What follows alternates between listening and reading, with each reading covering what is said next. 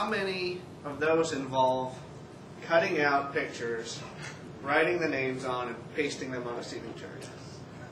And how many times do faculty complain about how much extra work that creates, at least for their secretaries? Most of the time, right? Well, at Seattle University, we've tried to, we've been playing with that for quite a while, and that was the normal method of creating a seating chart for the faculty. Take the pictures off some kind of photo sheet, cut out the right ones, print their names underneath, and glue them onto a seating chart. That took way too long, and it just wasn't real efficient. So what we've done is we've used Flash and XML to create a seating chart application. And what I'm going to show today, this is the exact file structure that is on that CD. I've just copied it over to my local drive. So I'll be starting just like you were putting in that CD. So just to talk a little bit about the file structure here, first we have just some documentation, and a lot of this is just instructions on how to use them. I'll be going through most of this. At CALI, we use Datatel, and so we found a way that we can quickly get query Datatel to get the information that we want to Access. And the reason we do that is Access 2003 has a ability to export to XML, and that's what we're going to use for our data source, is an XML file. So just to show you a sample of the database, and I have it here, and this is, I've dumbed this down just to show you a structure. I think it's got about 4 classes with about 5 students and about 4 professors. So it's not representative of a complete school. I mean, one semester, say, or 1 quarter, or whatever you use, all the information for all the students, all the classes, all the professors would be contained in one database, one XML file. So just to show you really quick, here we've got our students. These are our 5 or 6 students that we have in this test database. And you'll notice that they're listed for student ID, first name, last name, and email name. And all of this information, out of all the information we could have pulled from Datatel, this is what we need, and we do need all of this. There's one step that you could have skipped, and I'll get to that later. Student ID, it's just easier. It's a completely unique number, so it's a lot easier when setting up class rosters and such. First name and last name, that's what the professors want to see most of the time, along with the picture. And then the email name, we pulled this because it's unique and we have it in Datatel. And so what we did was we named all of our student pictures by emailalias.jpg. And if you had some other way to do this, if you were going to name your pictures last name, first name.jpg, as long as you could pull that information from Datatel or whatever your source is and get it into Access, it would work fine. So there's just our student table. Enrollment, this is our class rosters. It doesn't look like much, but we can see that this student, 249138, is in those 4 classes. And amazingly, all of those students are in the same 4 classes. And then we have more information like professor, because all that information is saved as well. We put in a portion for class day, although right now we're not using it. If we move on to the next step and start taking attendance using this tool, then we'll need class dates. And again, we can pull that from Datatel, so that's why we included it so far.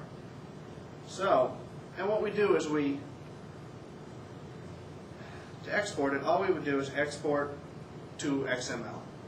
And we have a file here and instructions on how to do this. It's the export instructions.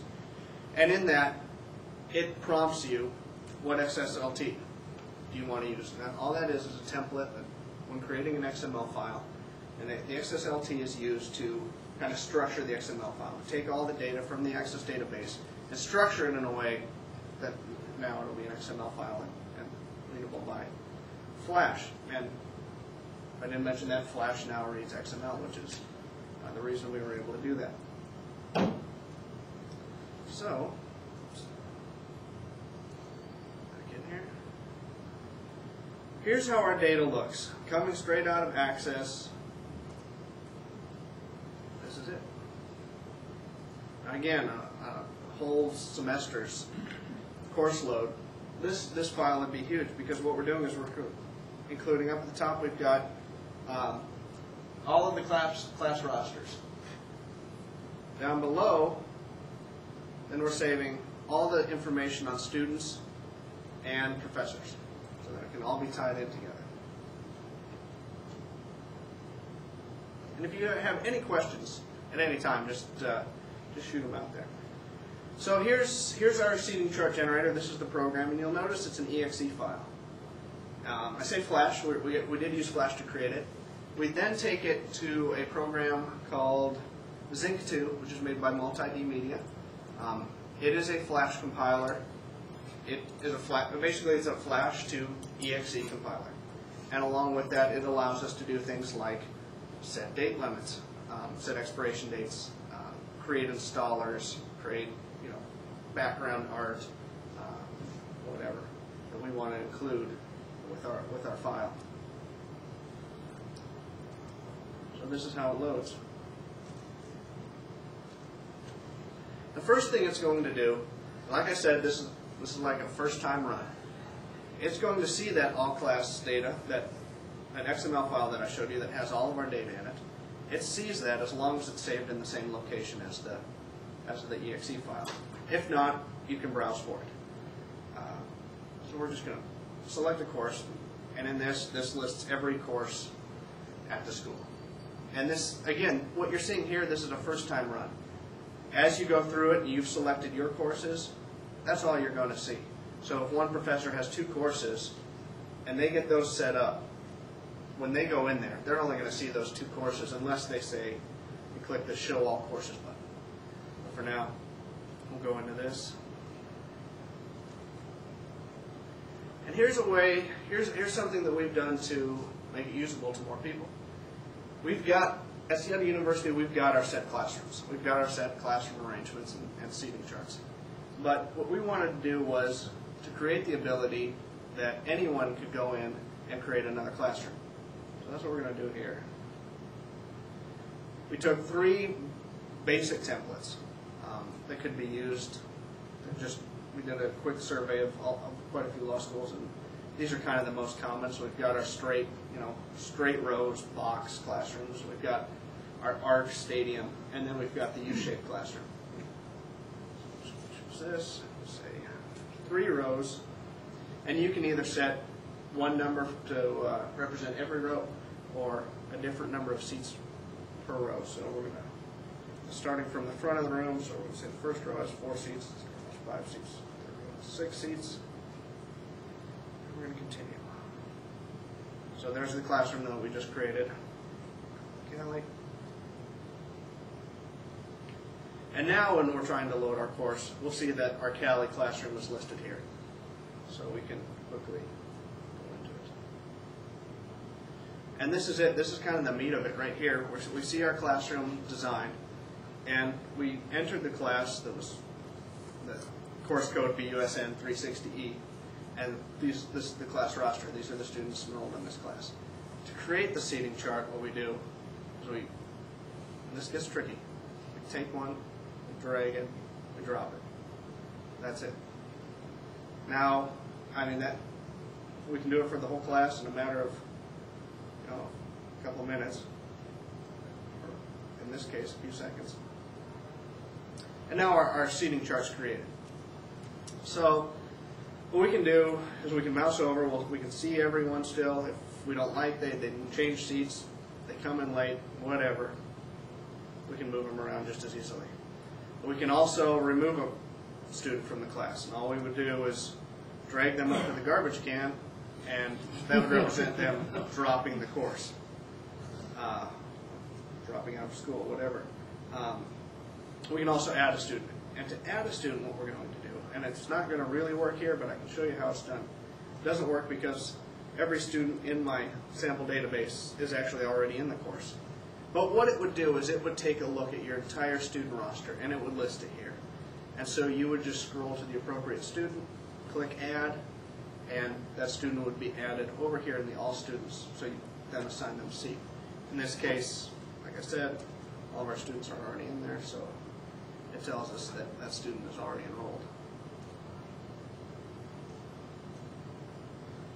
So we can also, I don't know how many of you have seen this happen, but students decide that even though the row that they're sitting in is full, there's an empty chair like one of these and they want to move it up a row.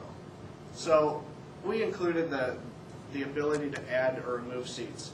And again, all that does is it takes you back to kind of the classroom classroom creation ability, and you just, if you want to add a seat to the second row, now got 6 seats in the second row.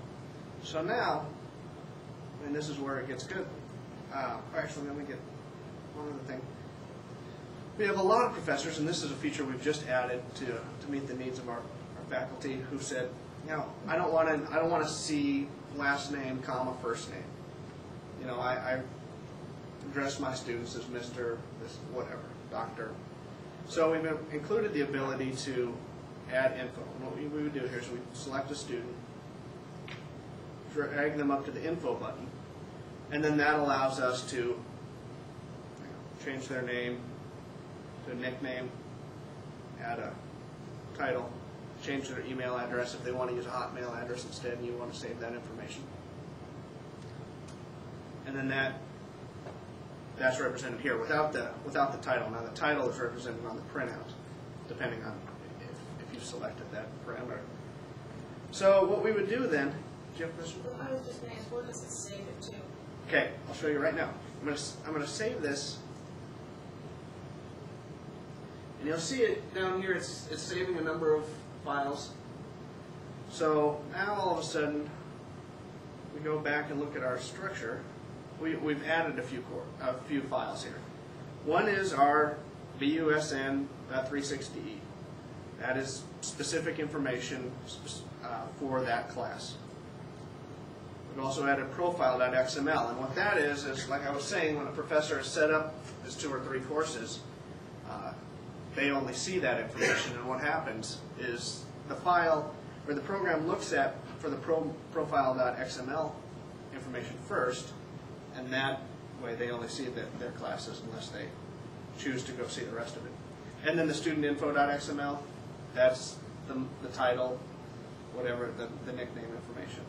Yes? So the system knows who the faculty member is, and so how? Well, this is local.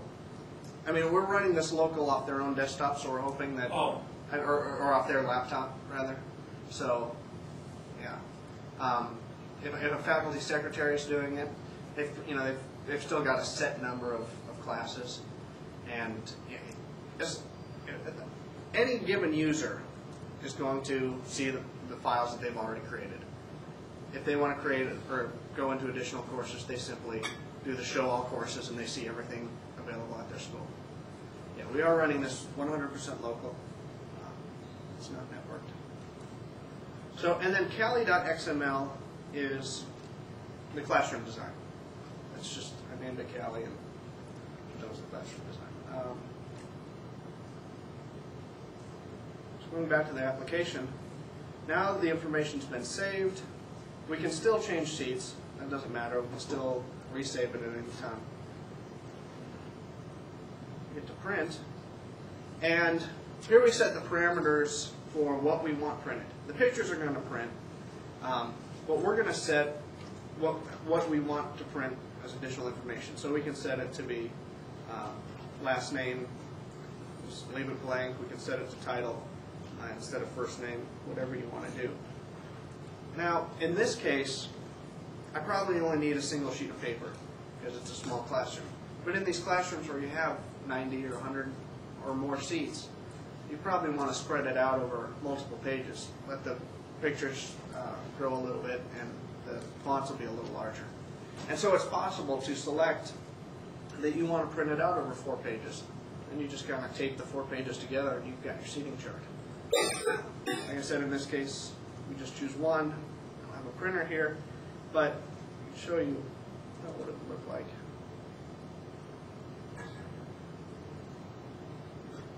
That's kind of how it would print out. Now, again, this is printed in PDF as a PDF, so it's not quite the same, but So everyone is printed out, all the pictures are printed out, all the names are printed out, even though we're only seeing in the application, we're only seeing that information when we actually mouse over a specific student. Any questions so far? Anything else? Yes? A lot of faculty aren't so interested in having a seating chart as they're interested in just having an alphabetical photo roster. At least assigned seating and like. Sure. And I wrote one of these. It's a little primitive, but by comparison, and I think do you have them if they want to do that? Do you create a generic room scheme where they can just throw the pictures in without regard to any room position, or do you have a photo roster generator as well somewhere? Well, what we've done is, there's no built-in photo roster generator, but what we've done in the past, and we've only used this for one semester now, but what we've done is we create a box classroom, and we start at the top, alphabetically, and just do it that way. Because that way we can set the exact number of seats to the number in the class, and it should print out. The same. Yes? When you're doing that last thing on the first thing, you switch those, when you hit print, does it switch the way that it's presented? Right. When I do it here, I set the parameters. So, the first one, if I want that to be first name, and I want the second one to be last name, without the comma, I just set it like that and hit print. You might have to save it to your local drive first. Right. So, one other thing, I'm just going to reload this now.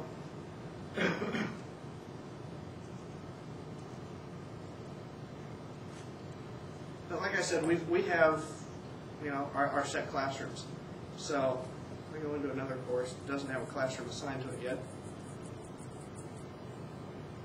Another thing that I can do, and I've included in these files, is I can actually save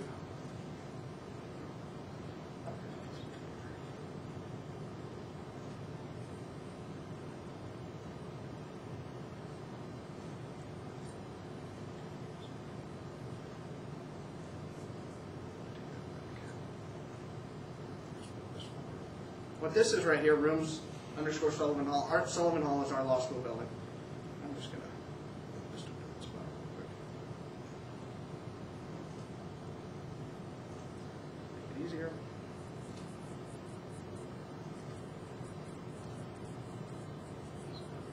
All right, well, never mind.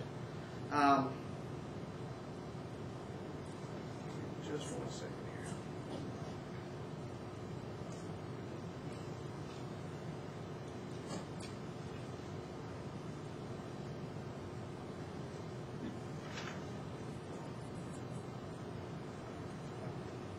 What you can do, I guess this one's not set up to do it, is you can actually save your classroom patterns. Save them as an XML file. And what you're doing is, the first time you go through and you would create your classrooms just as you've done it here in a classroom. And you grab a group there, so back here to this CALI.xml, which is that classroom. All you would do is you would copy the information from that and all of your other classrooms, and you would save it in a new XML file. And you can just copy and paste it. And what that's going to do then is it allows you, every semester or every time you want to run the program, or if you've got a new class or whatever, you can quickly load every classroom in your building. It's set up. And you can share that file around among all the faculty.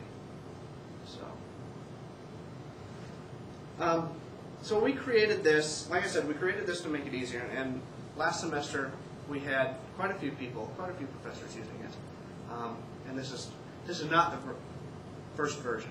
This is the version which was a result of them using it the first semester and finding problems and bugs. And just little things, like I said, we added the title because that was correct, that was requested. We've made the font larger now on the printout. And the nice thing about Flash is it made it very easy now. There's a couple new features in both Flash and Access, which really made it possible to do that. How many people are using Datatel, just out of curiosity? How about Banner? A lot more ease with Banner. Okay.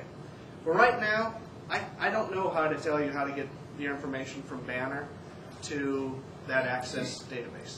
I'd love to find out. Identity manager. What's that? Identity manager. Okay, same way you're running queries, you're pulling it out. SLU, I think, is it's in St. Louis. St. Louis University Law School is using Identity Manager. They said they're using Banner. Okay. I mean, I'm at Washington University, and we're looking at Identity Manager, but I think they fully implement it. They use Banner, pull everything into a SQL database, and pump it all out anywhere else they need to. Sure. From there, from SQL, Yes. very easy to get. You could probably skip the Access step and go directly to XML. I'm not sure about that. Why did you decide not to go with seeing how to use Flash to pick a web base with all the interface? Because you didn't think they might have internet access in the classrooms, or? Actually, it's just it was just something that we wanted to keep local as far as everyone keeping their own classes, kind of owning their own classes. Yeah, there's certainly possibilities of taking this to a network version and running it that way.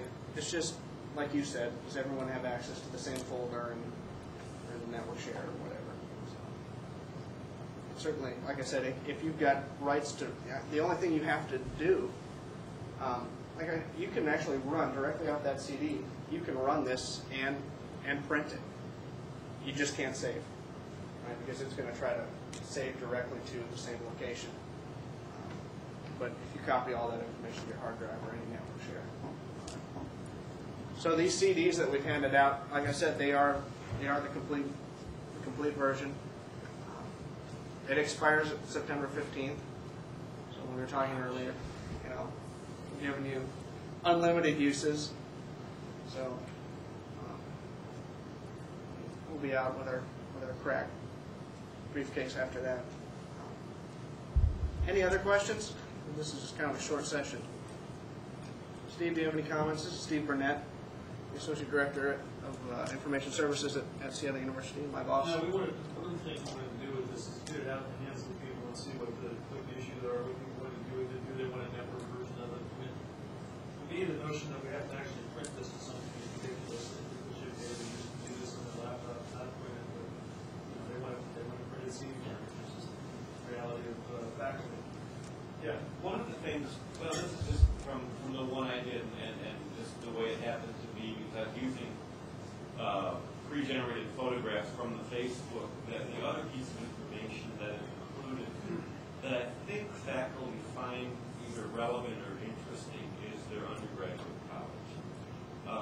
So it would seem to me from that if you had a next most useful information field to add, that would be the one I think they might add.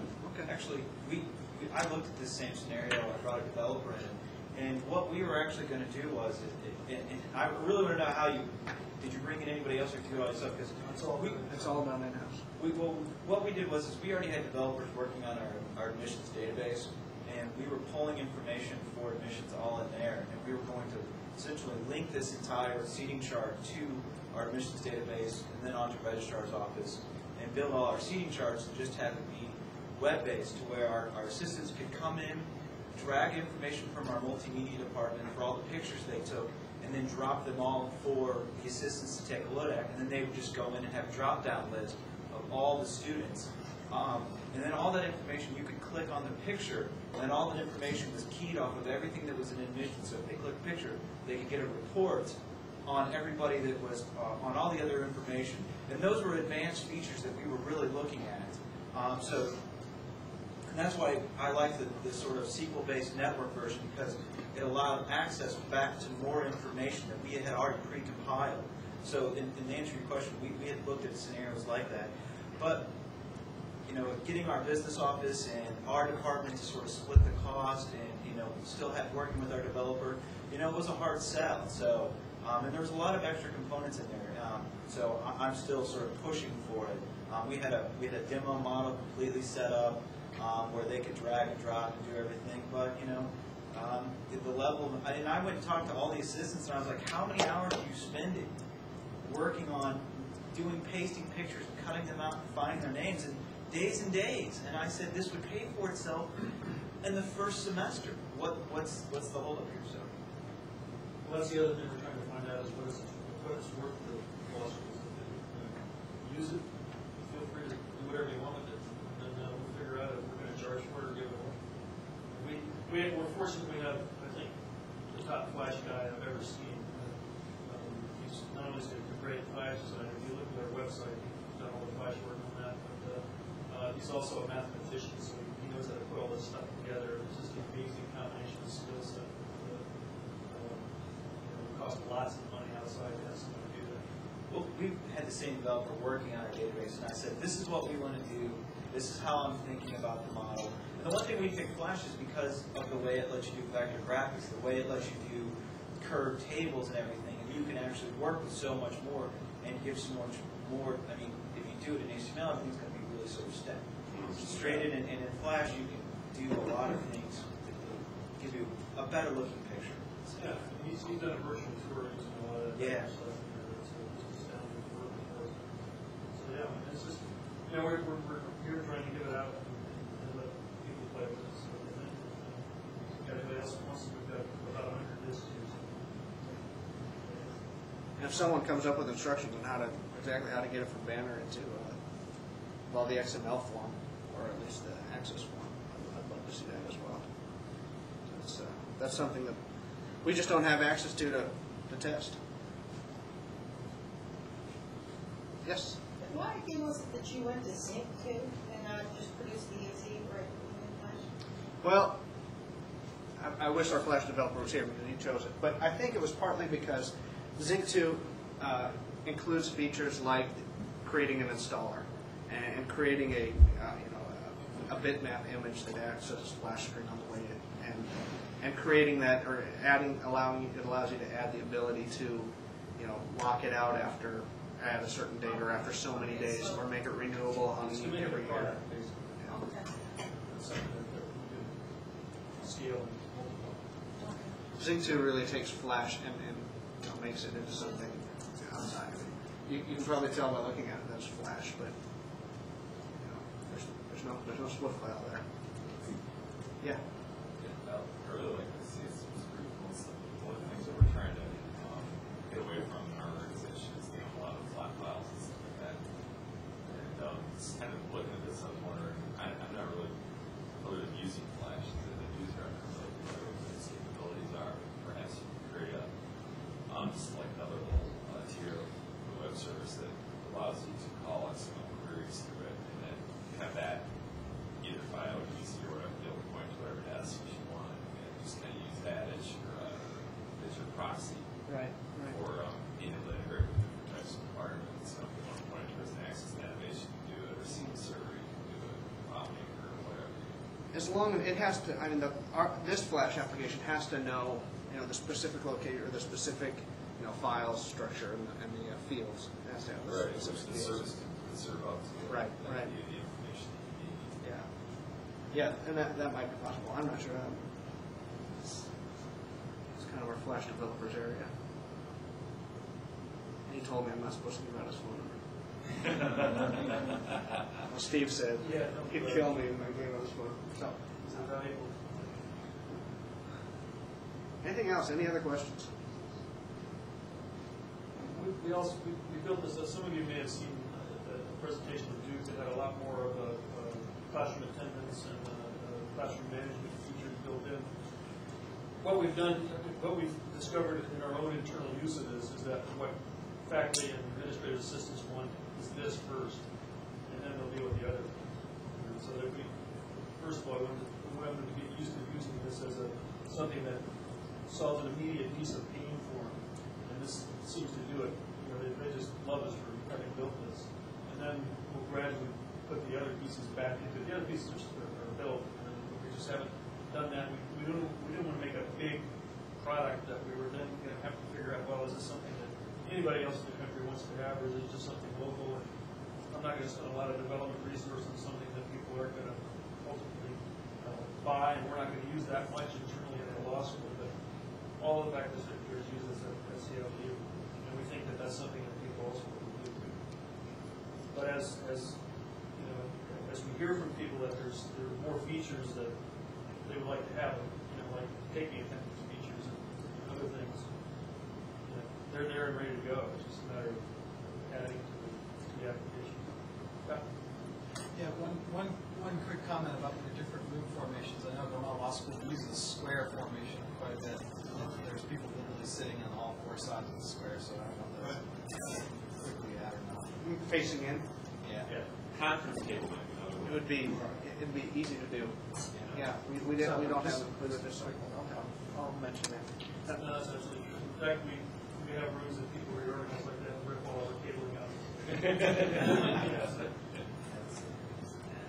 Fixed versus flexible seating. Right. It's a big issue. We have one room where we moved all of the Ethernet. And we're wireless, so if we want to be wireless as well, we have this one professor, an ADR teacher, that thinks that everybody should be a little facing each other, very association. They essentially just destroyed all of the electric cable and everything else to move this thing around. We just don't know how to get rid of the electrics. Plug in for that. One battery.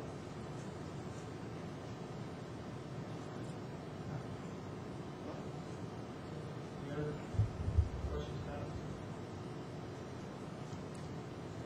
Well, thank you all for coming.